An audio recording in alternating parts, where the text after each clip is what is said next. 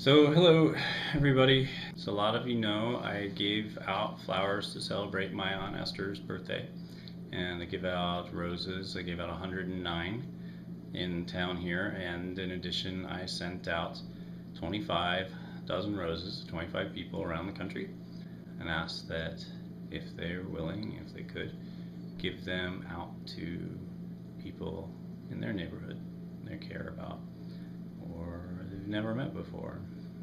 They can keep them for themselves. That's fine too. I always have a lot of comments that how wonderful it is that I do this, how amazing it is that I do this. And the thing I'd like everybody to take from what I've done is that it may be very nice that I do this for other people and that I do it in such volume, but it's not hard. You don't have to be sort of just an amazing person to do these things. All you have to do is buy a rose and give it to someone and just say, I give out roses to people sometimes. I'd like you to have this one. It doesn't have to be attributed to a relative who gave out roses. It doesn't have to be attributed to me or a holiday. Just buy it and you give it to someone. You could pick something that you grow and give it to someone. You could make something else, something that's maybe more representative of you. Just give it to someone.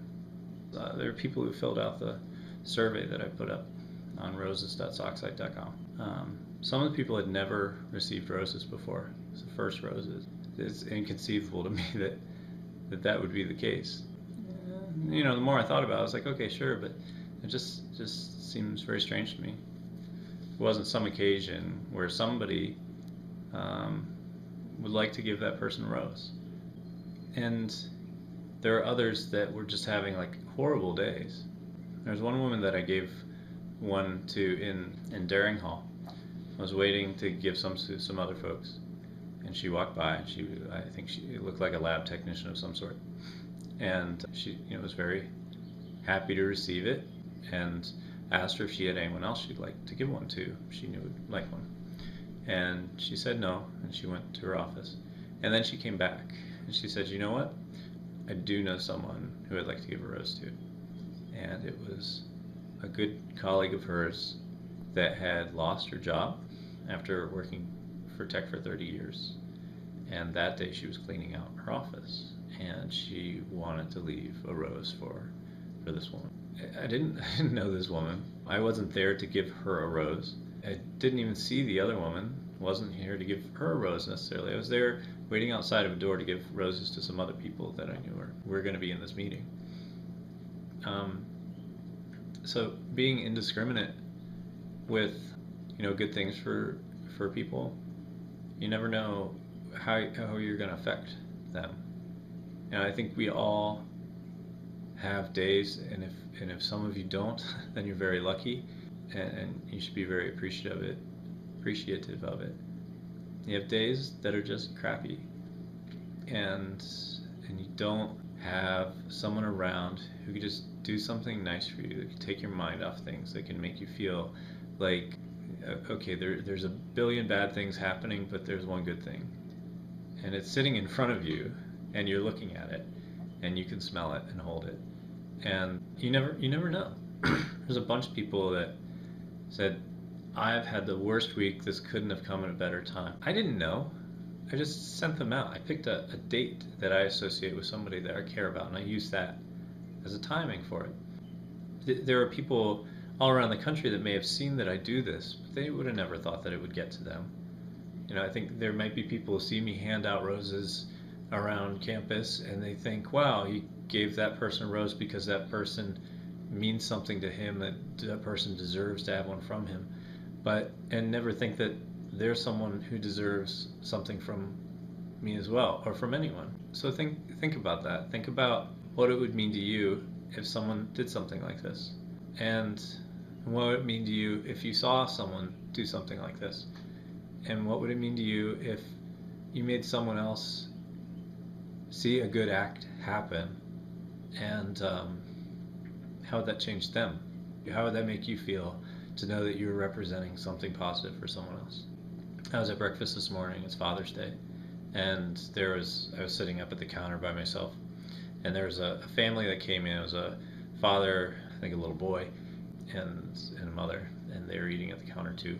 The boy was young enough that I'd assume it was that father's first Father's Day. And so what I did when I left is I picked up their check. Now the waitress that was serving this said, I want to buy theirs too, and the waitress was kind of like, okay. And they said, just tell them Happy Father's Day. And I left. And I could tell she was kind of confused, but when she heard me say that, it meant something to her, not just to him. And it was easy. I mean, it was a Waffle House. I don't know, $12. Reinforced to that guy. I mean, he was a good dad. He took care of his kid. He got him a booster seat. He sang a little song to him while he put him in it. Why shouldn't he get something good? Even if he was not like that, why shouldn't he get something good? Why not? Let's make this so that it could be just as appreciated, right? But let's make it so it's not such a surprise. And just think about that. There's a book with a story in it that I've sort of stuck in my head quite a bit, and it's by a writer that you probably all know.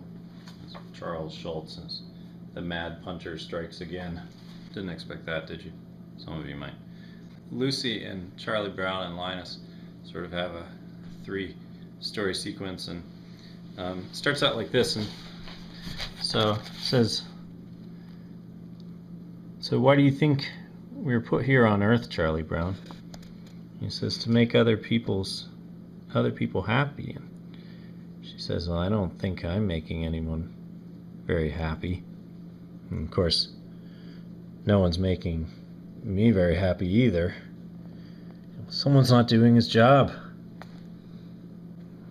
And then she's talking to Linus, says, Charlie Brown has this theory that we're here on Earth to make other people happy, and says, oh, is that why we're here?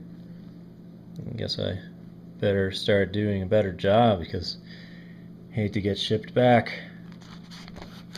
And this top bit is my favorite. I'm intrigued by this view you have on the purpose of life, Charlie Brown.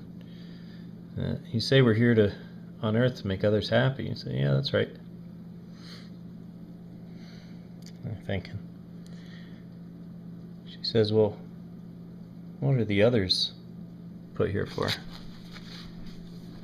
There's a couple of pieces in there that I just really like. Initially, Lucy's like, oh, well, I'm not doing that. But neither is anyone else, so somebody's not doing their job. We know who's not doing their job in that one, but and then Linus saying, oh, that's why we're here. Oh, I better start doing a better job because I'd hate to get shipped back. I think both of them didn't know I was supposed to make other people happy. And that's sort of their reactions to it. But I really like that last one, sort of like I said. She asked, what are the others put here for? Who are these people that deserve my actions to make them happy? There are some people that may not turn around and make other people happy, sure. But I don't think there's anyone who doesn't deserve an action that could make them happy. I don't think there's anyone like that. So there are lots of others out there that you can make happy, and that sometimes you're one of the others too.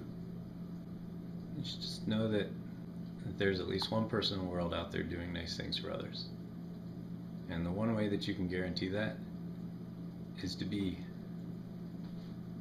one of them. Surefire way to do it. So I'm not saying everybody has to do this. Just want you to think about that.